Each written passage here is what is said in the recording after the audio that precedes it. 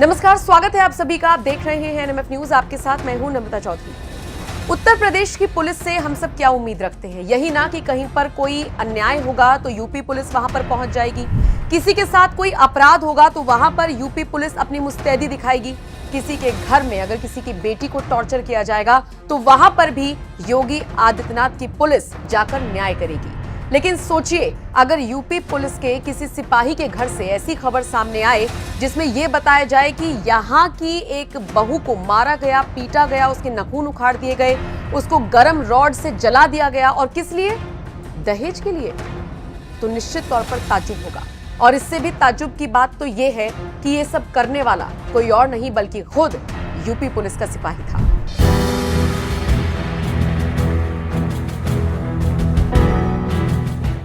अब आप समझ सकते हैं कि ये मुद्दा कितना गंभीर है। सोशल मीडिया पर इस पीड़िता का बयान भी वायरल हो रहा है जिसमें ये अस्पताल के बेड पर लेटी है। हालत नहीं है बात करने की, लेकिन फिर भी मीडिया को अपना गम बता रही है और इसी के साथ ये भी बता रही है कि उसका जो पति है वो उन्नाव में पोस्टेड है और उसके खिलाफ सख्त से सख्त कार्रवाई की वो मांग करती है। वो उसी योगी आदित्यनाथ की पुलिस से मांग करती हुई नजर आई जिसे देखकर वो अक्सर अपने सपने बुना करती थी। ये सोचा करती थी कि अगर यूपी पुलिस में मेरा पति है तो मैं तो सेफ रहूंगी ही, साथ ही साथ मेरे बच्चों का भविष्य भी उज्जवल होगा।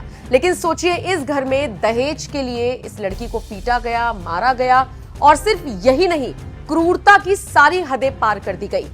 आप सोच सकते हैं कि नाखून उखाड़ दिए गए, रस्सी से उसको एक बेड पर बांधा गया और जबरदस्त तरीके से पीटा गया। क्यों? क्योंकि वो दहेज में गाड़ी नहीं लाई थी। 2021 का मामला बताया जा रहा है जब शादी हुई थी इस लड़की की, और तब से ही इसको प्रताड़ित किया जा रहा था।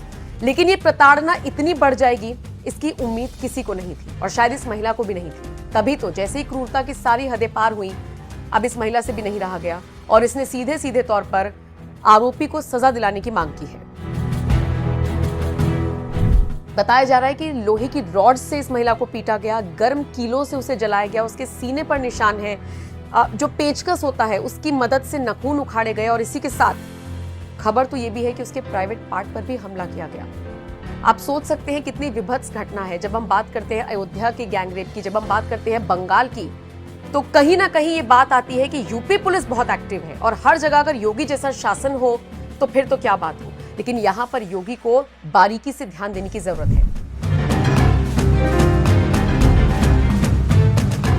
हालांकि आपको बता दें, इस पूरे मामले में गिरफ्तारी हो गई है।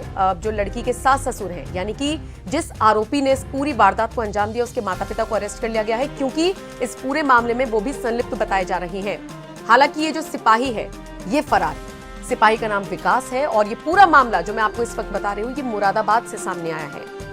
अपनी पत्नी के साथ ऐसी हैवानियत करने के बाद सिपाही विकास फरार हो गया, लेकिन उम्मीद है कि बहुत जल्द पुलिस की गिरफ्त में होगा। और अगर फायरिंग करने की कोशिश की या फिर कुछ ऐसी हरकत करने की कोशिश की जो अक्सर यूपी में माफिया करते हैं, अपराधी करते हैं, तो फिर इस सिपाही विकास का भी वही अंजाम होगा जो अपराधियों का होता है, मतलब एनकाउंटर। ऐसा सोशल मीडिया पर कहा जा रहा है।